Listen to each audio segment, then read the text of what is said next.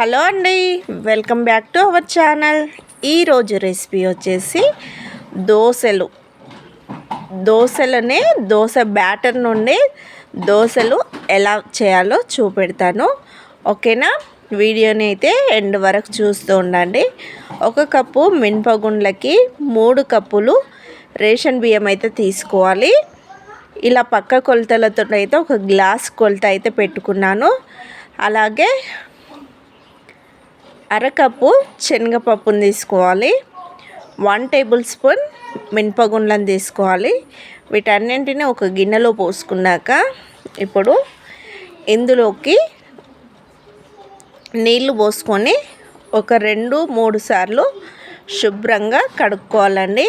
ఇలా శుభ్రంగా కడుక్కున్నాక మళ్ళీ నీళ్లు పోసి 7 నుండి 8 గంటల పాటు మనం నానబెట్టుకున్న బియ్యాన్ని అయితే మనం కలిపి పెట్టుకున్న మినుపులు బియ్యంని అయితే దోశ బియ్యంని అయితే ఇలా 7-8 గంటలు నానబెట్టుకోవాలి. 7-8 గంటల తర్వాతకి మనకు పప్పులు అయితే బాగా నానినాయి. రేషన్ బియ్యం తీసుకోవడం వల్ల దోశలు టేస్ట్ అయితే చాలా బాగా వస్తాయి. ఇలా వీటన్నింటినీ ఒక మిక్సీ జార్లో వేసుకొని వీటిని మెత్తడ్ బ్యాటర్ అయితే రెడీ చేసుకోవాలండి. ఇక్కడ చూపెట్టిన విధంగా 2 వాయిల చొప్పున అయితే ఈ దోశల బియ్యాన్ని అయితే తీసుకుంటున్నాను. చూడండి, కొంచెం బరకగా అయినాక ఒక టీ గ్లాస్ నిండా వాటర్ అయితే తీసుకోవాలి. వాటర్ తీసుకొని మళ్ళీ క్యాప్ పెట్టి ఈ మిక్సీ జార్ని మళ్ళీ ఒకసారి మిక్సీ పట్టుకుంటే మనకు మెత్తడ్ బ్యాటర్ అయితే రెడీ అయింది. ఓకేనా? ఈ బ్యాటర్ వచ్చేసి ఒక గిన్నెలోకి పోసుకోవాలి.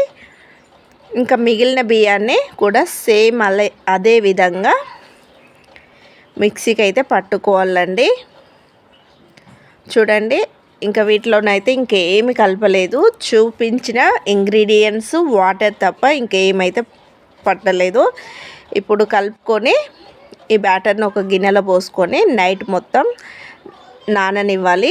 ఇలా నాననిస్తే మనకు పిండి మొత్తం మంచిగా పులిసి దోశలు అయితే మంచి రుచితో పాటు మెత్తగా వస్తాయండి. ఇప్పుడు పిండి అయితే పులిసింది. ఈ పిండిలో రుచికి సరిపడు ఉప్పు వేసుకొని బ్యాటర్ని ఇలా బాగా ఒక 4-5 నిమిషాల పాటు బాగా కలుపుకోవాలి. ఇలా కలుపుకున్న బ్యాటర్ని పక్కకు పెట్టి ఇప్పుడు స్టవ్ అయితే వెలిగించుకోవాలండి. స్టవ్ వెలిగించుకొని దోశ ప్యాన్ పెట్టుకోవాలి.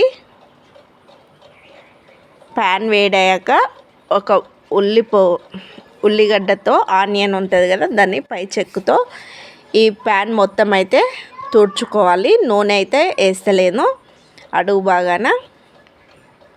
ఒక 2 గంటల పిండిని అయితే ప్యాన్ పెద్ద ఉంటే 2 గంటలు వేసుకోవచ్చు. ప్యాన్ చిన్న ఉంటే 1 గంట అయితే సరిపోతుంది.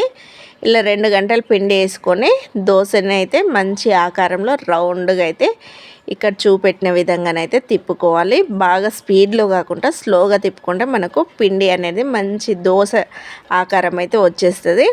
ఓకేనా? పల్చగా వేసుకోవాలండి. మరి మందంగా వేసినా కూడా టేస్ట్ అయితే ఉండదు. ఇలా రౌండ్గా తిప్పుకున్నాక పైనుండి ఆయిల్ వేసుకోవాలి. నూనె వేసుకొని దీని అడుగు బాగాన మంచి కలర్ వచ్చే వరకు కాల్చుకోవాలి. ఒకటే సైడ్ అయితే కాల్స్తున్నానండి, 2 సైడ్ల కాకుండా. హోటల్లో ఒకటే సైడ్ కాల్చే విధంగా మనం కూడా మన ఇంట్లో కూడా ఇలా ఒకటే సైడ్ అయితే మంచిగా కరకరలాడుతూ మెత్తటి దోశలు అయితే రెడీ అయినాయి. ఇది అయితే నేనైతే పల్లి చట్నీతో అయితే సర్వ్ చేస్తున్నాను. మిగిలిన దోశలు కూడా అలానే చేస్తూ ఉండాలండి. ఓకేనా? మరొక దోశనైతే చేసి చూపెడతా. ఆనియన్తో మంచిగా ప్యాన్ మొత్తం తుడుచుకొని 2 గంటలు పిండి వేసుకొని ప్యాన్ మొత్తము ఇలా రౌండ్గా తిప్పుకోవాలి. ఇలా తిప్పుకున్నాక పైనుండి నూనె పోసుకోవాలండి. నూనె పోసుకొని మంచి కలర్ వచ్చే వరకు దీన్ని కాల్చుకోవడమే అండి.